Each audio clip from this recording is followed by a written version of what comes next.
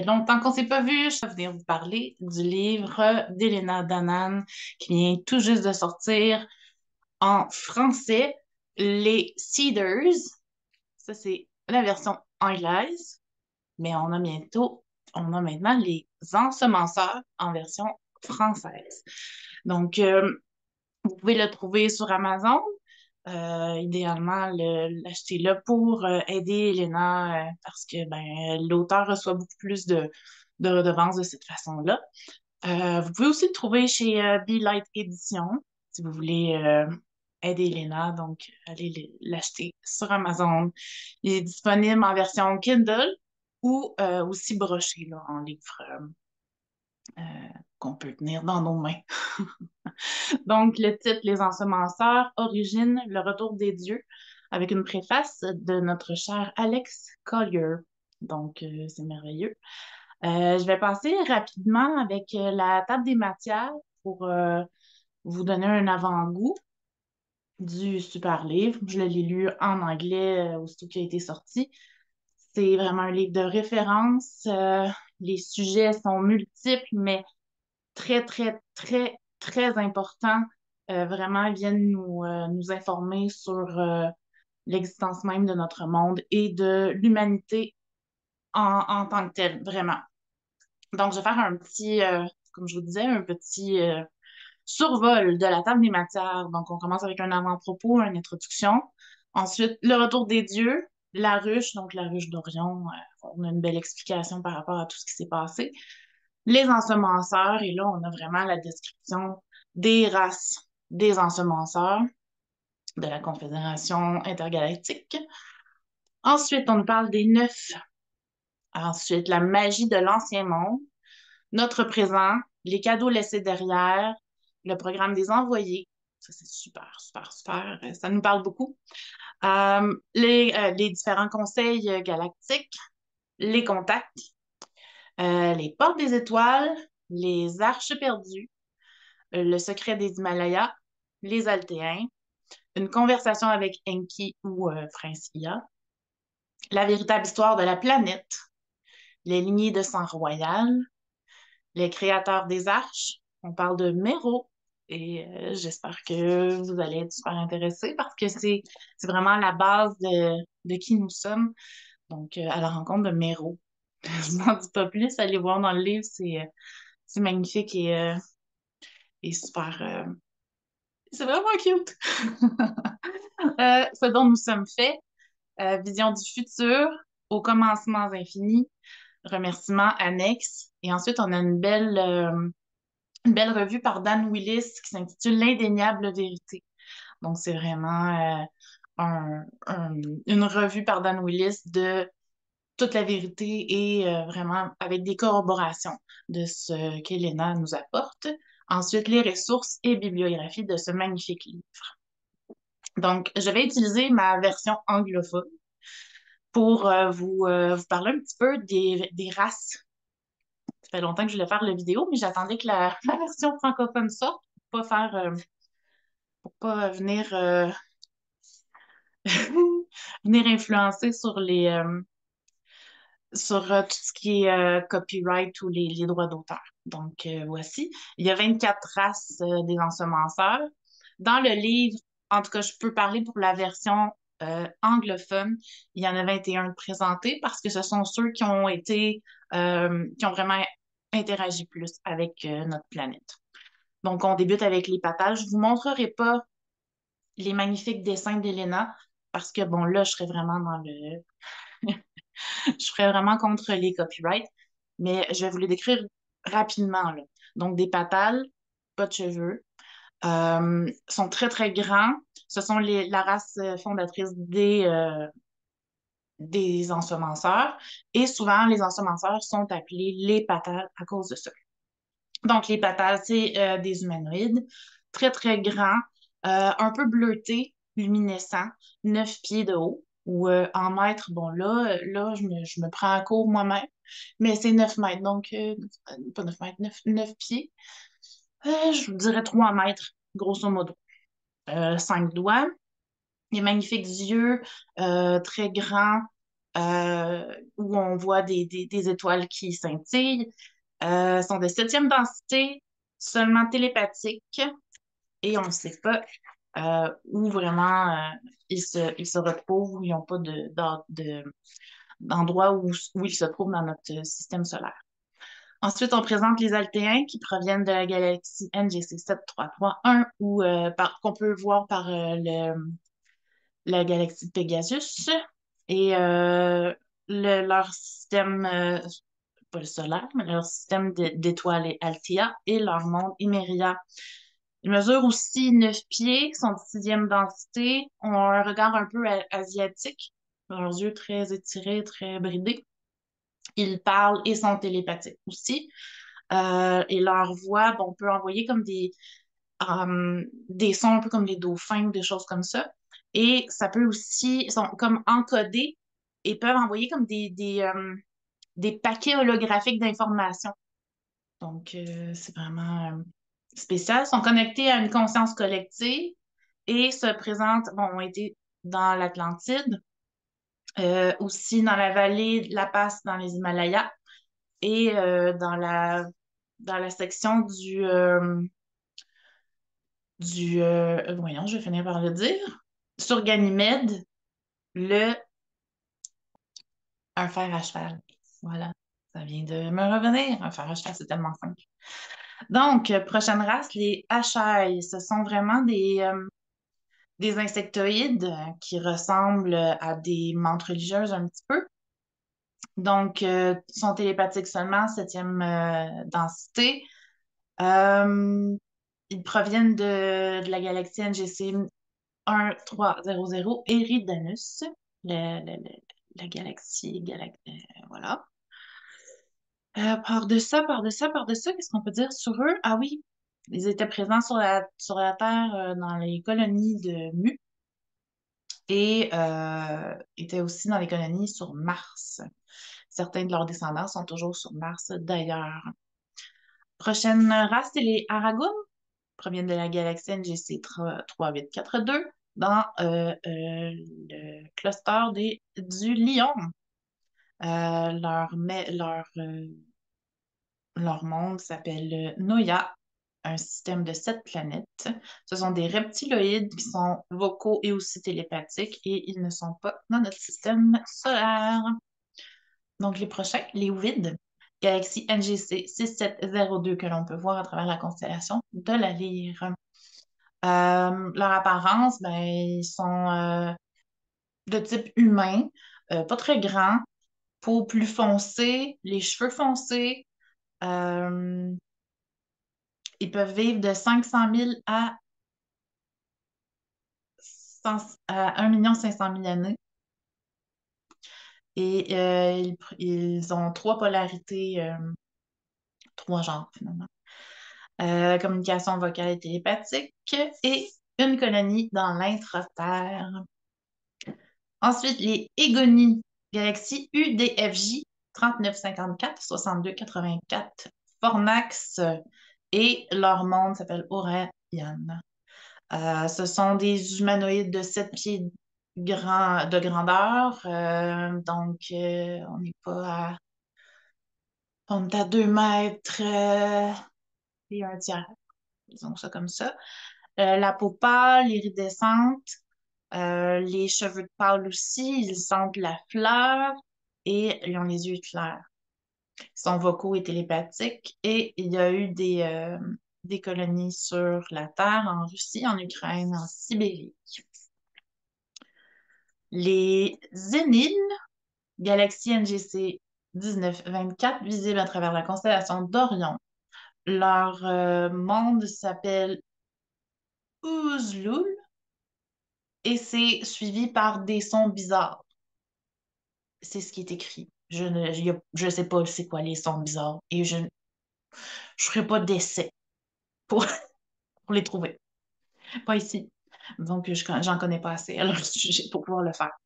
Sont grands, sont quasiment transparents. Ce sont de type humanoïde. Ils sont à la base des espèces de gris.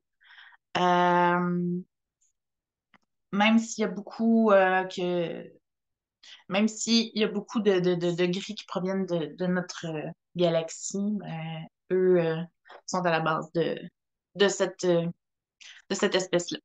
Donc, fonctionnent aussi avec une conscience collective, sont seulement télépathiques et ils ont des outposts sur Neptune et Uranus. Il y a les Moratriomées de la galaxie NGC 6745, visibles à travers la constellation de la Lyre. Leur monde s'appelle Mirex. Ils ressemblent, ben, ce sont des amphibiens humanoïdes avec des capacités psychiques très vastes. Ils sont télépathiques et vocaux aussi, mais c'est ça. Et à des moments très spécifiques, vont utiliser des fréquences avec leur voix comme une arme. Ou quand ils veulent projeter ou manipuler le, le-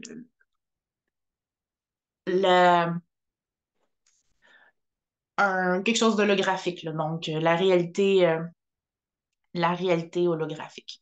Donc, leur voix, c'est ça, c'est vraiment un son comme un chant monocorde qui peut guérir, qui peut détruire, qui peut créer, qui peut faire plein de choses et même ouvrir des vortex interdimensionnels.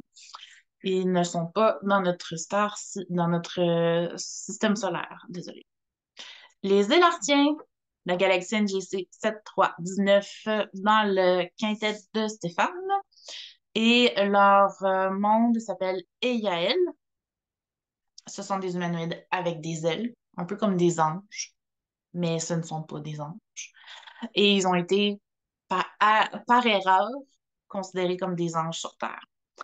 Ils ont une structure vraiment très militaire euh, et ils font partie justement de la Confédération intergalactique et une structure très militaire. Ils font partie d'une conscience collective aussi, sont principalement télépathiques, mais ils peuvent être vocaux aussi quand ils ont besoin.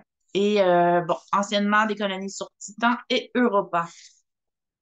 On a les Hormong, galaxie NGC 7252, visible à travers la constellation Aquarius.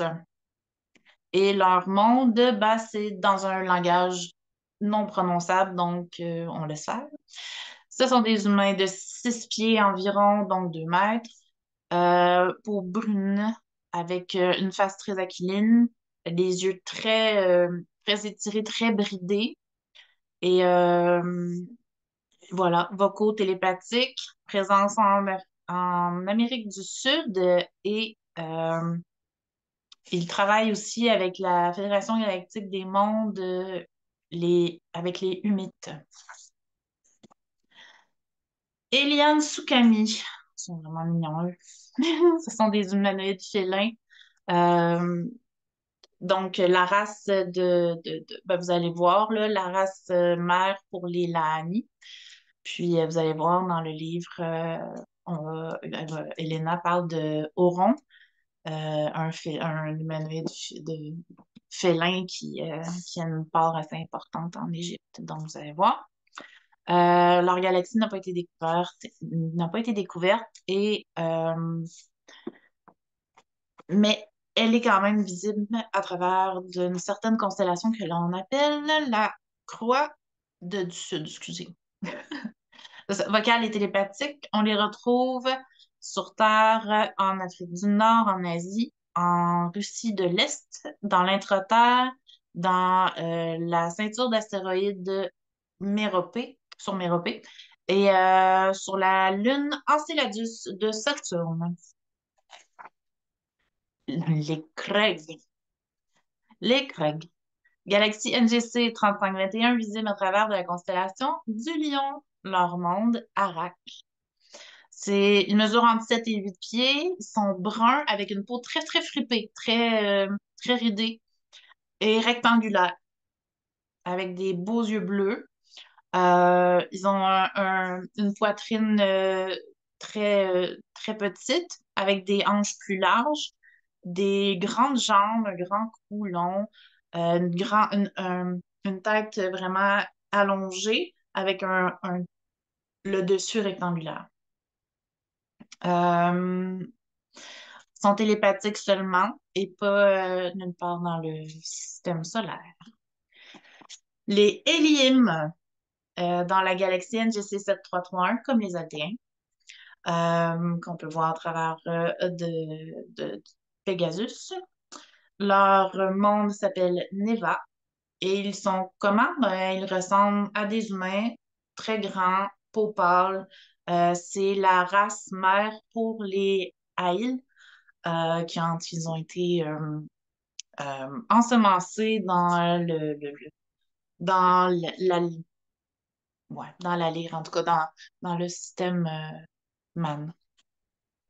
Ils parlent et sont télépathiques et on les retrouve dans l'Himalaya et sur Ganymède aussi. Maintenant, à Caramantis, la galaxie du sombrero M104 visible à travers la constellation de la Vierge. Et bon, ce sont des insectoïdes, comme on dit à Caramantis, comme des menthes religieuses. 9 pieds de grand, 3 mètres. Et bon, sont catégorisés en trois catégories différentes, il y a les vertes, les blanches et les noires. Et ce sont la race mère pour les insectoïdes sur Mars. Ils sont des maîtres en sciences et en génétique dans les fréquences, etc. Là, je suis un peu pour tout vous lire le livre. Hein.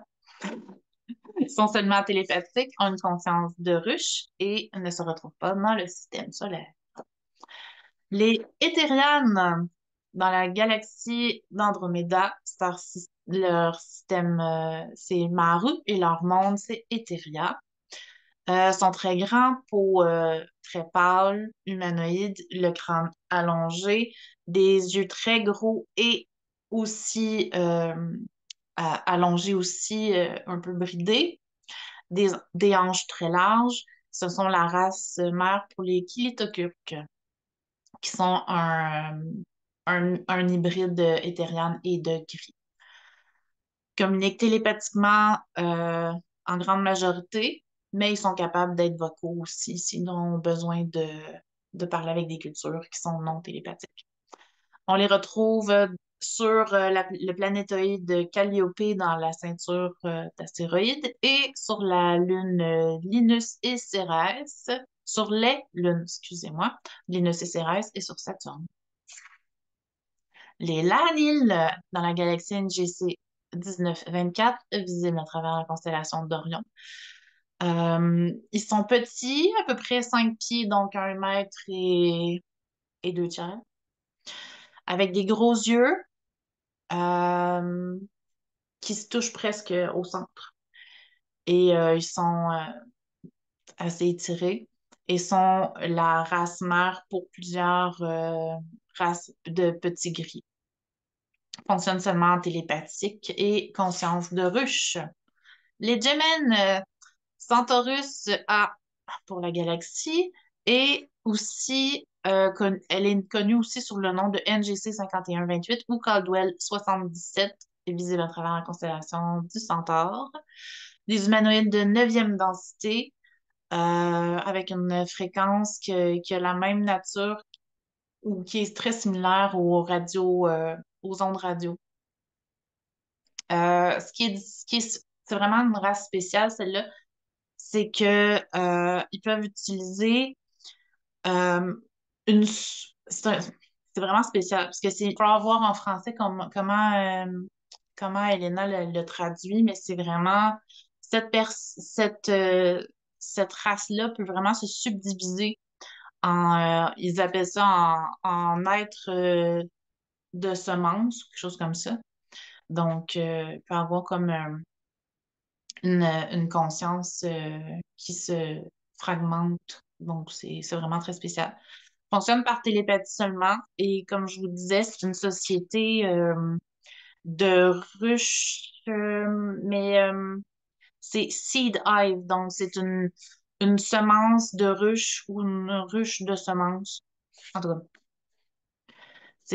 sont vraiment très, très spéciaux. Je vous invite à lire vraiment sur les Gemini. C'est vraiment intéressant. Puis sont vraiment 9 pieds aussi, une peau bleutée avec un crâne allongé. Donc, sont magnifiques. Ils sont vraiment magnifiques. Prochaine race, Meroa Astamar, la galaxie Speca. Et sont très grands, 10 pieds, donc c'est 3 mètres et un tiers. Sont humanoïdes, peau argentée, avec un grand fond, plus grand que le mien, imaginez-vous donc. Fonctionne par télépathie seulement. Les Nayals, encore la galaxie Speca, sont non humains, sont pas faits d'une base carbone. Ils sont de neuvième densité, sont luminescents, sont transparents, sont de type de pieuvre et une pieuvre d'à peu près 3 mètres et un tiers de grand, donc 10 pieds. Ils sont seulement télépathiques et nous, on ne les retrouve pas dans notre système solaire. Et il nous en reste deux. On a les Oyora Maru. Donc, la galaxie de Perseus. Euh, Leur monde, c'est Mar, 7 pieds de grand, donc 2 mètres et un tiers environ, humanoïde. Leur peau est claire et bleutée. Leurs cheveux sont de gris à noir. Et c'est la race mère pour les Taali. euh, quand ils ont été ensemencés dans le système Man. Donc, et c'est pour ça ils ont la peau bleutée parce que, c'est ça, ils ont été adaptés à des conditions environnementales et ensuite, ils se sont adaptés à la euh, aux nouvelles conditions pour devenir avec une peau plus claire là, qu'on connaît, là, un brun plus pâle. Donc, ensuite, c'est ça.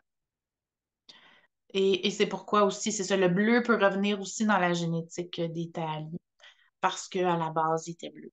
Son vocaux est télépathique et on ne les retrouve pas dans le système solaire. Et finalement, les hauts dans la galaxie d'Andromeda. Ils sont des êtres plasmiques non incarnés de 12e densité. Euh, Leur structure plasmique est cristallisée dans un pattern ou dans un genre géométrique de lumière. Ils vivent dans le triple système qu'on appelle Oshuri. Et c'est une conscience collective.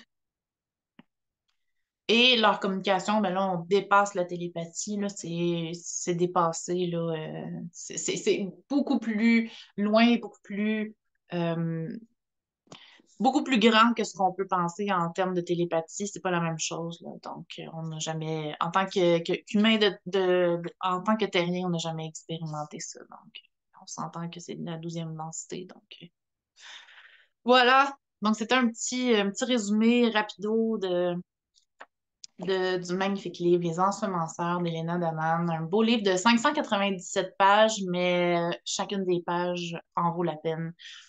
Je vous avoue, c'est un livre de référence, c'est presque un dictionnaire, c'est presque quotidien pour moi d'aller piger dedans pour plein d'informations.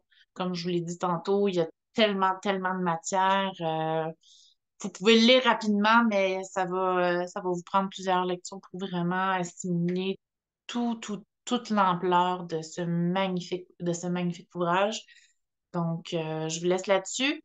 C'était un long vidéo, mais je vous ai quand même fait un résumé de chacune des races qui sont plus impliquées dans la création des humains de Terra. Alors, voilà. J'espère que ça vous aura aidé, que ça vous aura donné le goût d'aller chercher ce livre-là, parce que vous n'avez pas juste les 21 races décrites sur les 24. Vous avez, vous avez une pléthore d'informations, mais c'est d'une valeur au-delà du prix que ce livre-là va vous coûter. C'est la version anglophone. La version française est vraiment plus noire. Et sur le dessus, vous allez voir Taïel, qui est qui est le partenaire de Una, mais qui est aussi le commandant de la Confédération intergalactique et partenaire de Una. Un magnifique taïel, un altéen avec, vous allez voir, il y a un beau cristal au front. Euh, magnifique, magnifique livre. Donc, je vous le recommande à 200%. Allez vous amuser, achetez-le tout de suite. Puis, je m'attends à ce que Elena soit encore dans les best-sellers pour ce livre-là, parce que jusqu'à date, chacun de ses livres a été un best-seller. Donc, lancez-vous! Allez vite! Allez vite! Allez, commandez-le, parce que vous ne voulez pas rater ça. Vous l'avez attendu, maintenant il est là. Allez-y! Allez l'acheter, ça presse! Passez une belle journée. Puis on se redonne des nouvelles. J'essaie de vous revenir avec d'autres infos pour, euh, pour les galactiques et pour plein d'autres choses. De la belle petite nourriture pour l'âme aussi. Pour l'instant, je dois me remettre un petit peu. J'ai du travail à faire avec moi-même. C'est la vie. Donc, je vous laisse là-dessus. On est tous à la même étape, je pense. Donc, je vous souhaite une bonne journée puis une bonne lecture des Ensemenceurs. C'est une lecture, vous allez vous délecter. C'est, il n'y a aucun mot pour dire comment ce livre apporte dans la vie de chacun. Donc, on a eu le don des étoiles il y a quelques années avec l'histoire d'Elena et plusieurs races extraterrestres. Mais maintenant, là, les ensemenceurs, on tombe à une autre étape. Et c'est vraiment d'une valeur primordiale. Vous allez voir. Vous allez en apprendre sur vous-même, sur la planète, sur qui on est, d'où on vient. Bonne lecture. À la prochaine. Commentez, aimez, partagez et abonnez-vous.